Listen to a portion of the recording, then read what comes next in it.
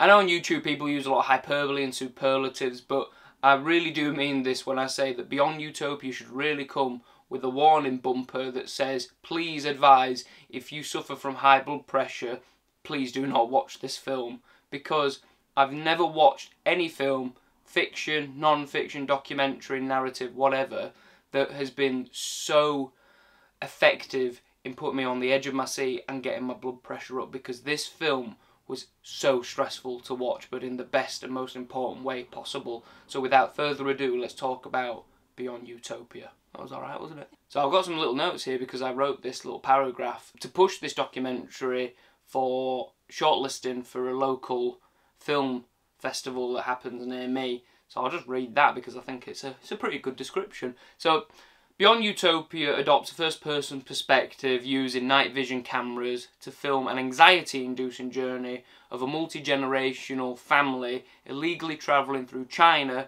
to Thailand to escape their home of North Korea. Now, whilst this is going on, there's a parallel story that illustrates the horrifying consequences of attempting to escape North Korea. I believe it's a vital contribution to the discussion of what motivates refugees to illegally cross borders, and I think one of the main people that are centred in the film, Pastor Kim, his bravery and egalitarianism and the general topic that's presented in the film really does deserve to reach international audiences. You can find Beyond Utopia on BBC iPlayer under Storyville. It's a BBC 4 initiative, and they'd come up with fantastic documentaries, so always go there for your international world documentary fix. Starts off looking and following the story of a gentleman called Pastor Kim, who isn't a rigatoni, he is a pastor of the church, and he has kind of set up this charity and foundation that helps North Koreans escape from their country. It's a very, very treacherous journey. Now, the way it's set up is, I really don't want to give too much away because everything, the educational quality that this film has in terms of the trials and tribulations that people will go through to escape the country is monumental. But I will give you a little bit. So, to escape North Korea, what you have to face is, you can't go south. So if you go south to try and escape into South Korea at the north and south border, you are coming up against 2 million landmines. So that's pretty much impossible without getting blown to smithereens. So people go to the northern border, which borders China. Now, right there is the Yalu River, which is a massive river. And once you've crossed that, which is basically an icy tundra, you're then greeted with these massive mountains, which are basically sheer faces, like it's vertical, like you can't, it's like the edge of a map in a video game, it will not let you escape. Rather, it's like, imagine the Truman Show, it's just, you can't get in, there's nothing. And even if you get there, China's put these security facial ID recognition cameras every 100 metres facing each way. So basically you're playing like Metal Gear Solid on hard mode, essentially, like there's no way of escaping, it seems. So what Pastor Kim has done in his organisation is he's set up brokers, which he's created a network with, to try and help these refugees escape North Korea. And that's kind of where the story begins. But also you get a bit of a history lesson in terms of North Korea and what it's like, really like there, and a bit about how the country's kind of controlled through this quasi-Christian borrowing narrative about the Kim family and how they were, they're basically immortal superhumans that have been preordained and created by the gods and things like that.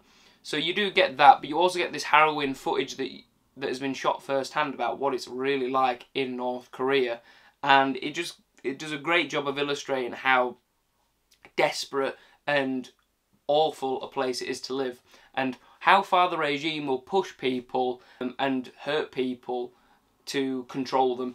And it's pretty torturous to find out. And I finished the film feeling pretty sad and pretty numb, but it made me appreciate where I was born. And there's a lot to complain about with politics that's going on in the UK right now, or has been for the past 5 to 10 years. But it made me really, really thankful that I was born here and not basically North Korea or anywhere else like that. So if you're feeling a bit sad and down and hard on yourself, maybe this is a good reality check. The educational aspect of the film, in which it talks about life in North Korea, is fantastic at showing how the propaganda literally permeates every facet of life there. From the mass games that use thousands of young children to do these synchronized coloured card demonstrations which show different images of propaganda as a way of kind of showing strongness to the nation and for any other nation that may be watching, right? To how if you try and do anything that's out of line within that said training, you can get punished. The slightest things that you do could result in being beaten, being tortured, being shot. The fact that they do public executions and they stop schools and bring them out into massive courtyards to show public executions, just shit that's like medieval quality. It's bonkers, but you know, it's on camera and it's terrifying. It really is terrifying. The film was actually, if you watch this little interview with the director Madeline Gavin, wasn't actually meant to be what it was. Gavin was planning to do a documentary on Hyun Seo Lee, and she'd written a memoir called The Girl with Seven Names, and she's basically one of the most well-known and recognised defectors from North Korea. And she's done a TED Talk, which you can watch on YouTube.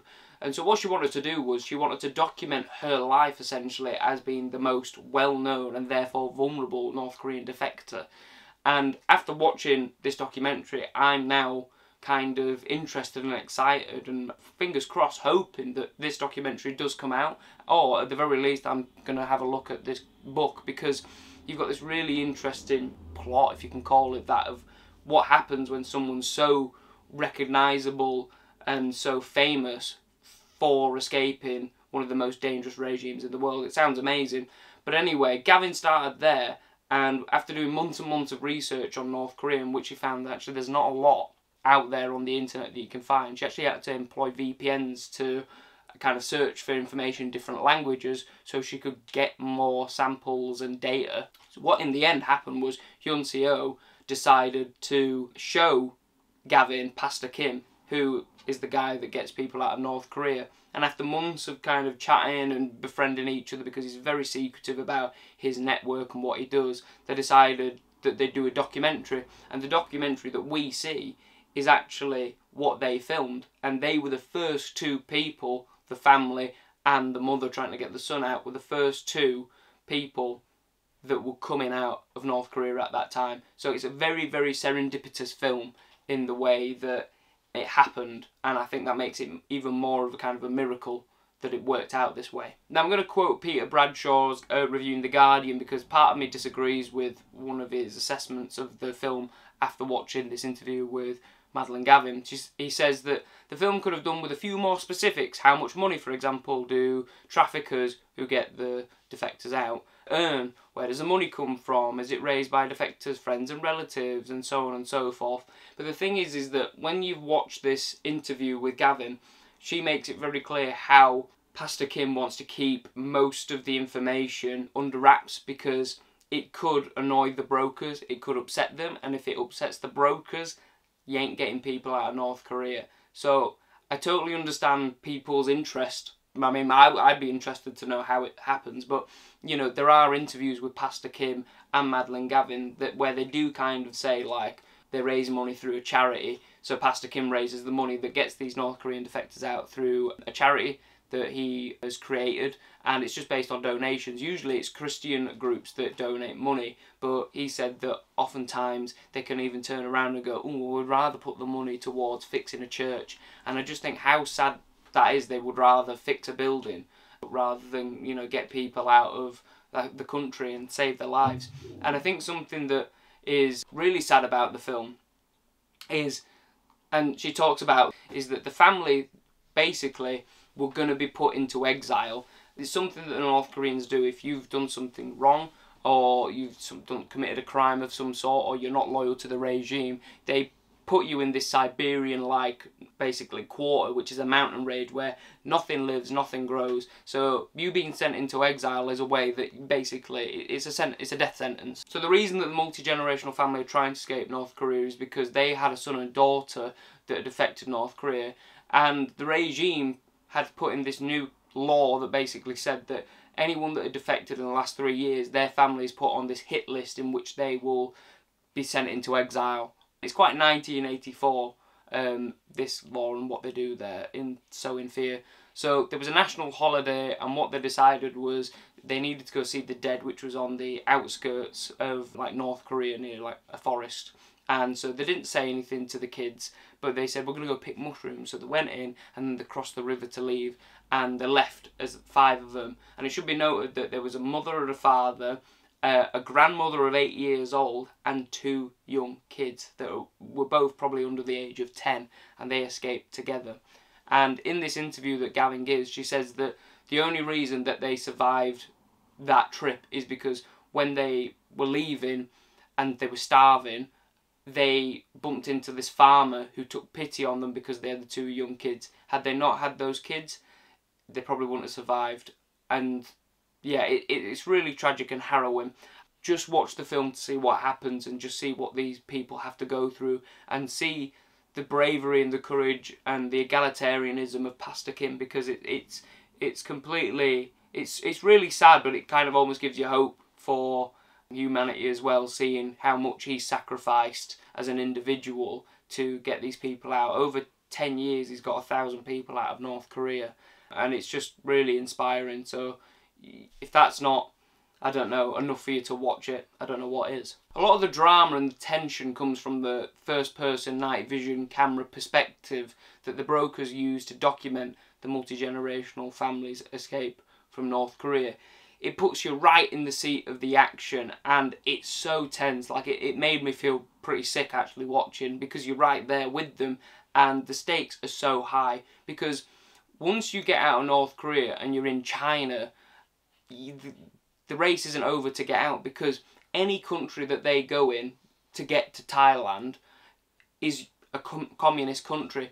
And if you found out in these communist countries to be a North Korean defector, you were sent straight back. And if you're sent straight back, you're tortured, you're beaten, you're potentially sent back out into exile. Or if you do reintegrate into North Korean society, your freedoms are so restricted that you might as well have died anyway, because everyone's watching you, from your neighbours to your friends, and you do any little slip up, then that's it, you're done. Because that would be seen as maybe an attempt to defect, because you can't argue anything there. If someone points and says you're trying to defect, that's almost as good as a death sentence. And it really is one of the best films that I've seen that illustrates how the propaganda that they use and the brutal regime that they have percolates underneath everything that happens in life there, and permeates all of life, that you can't escape it. From the textbooks to the language that they use, to the rituals that they do, to going what to learn in education, it's all there.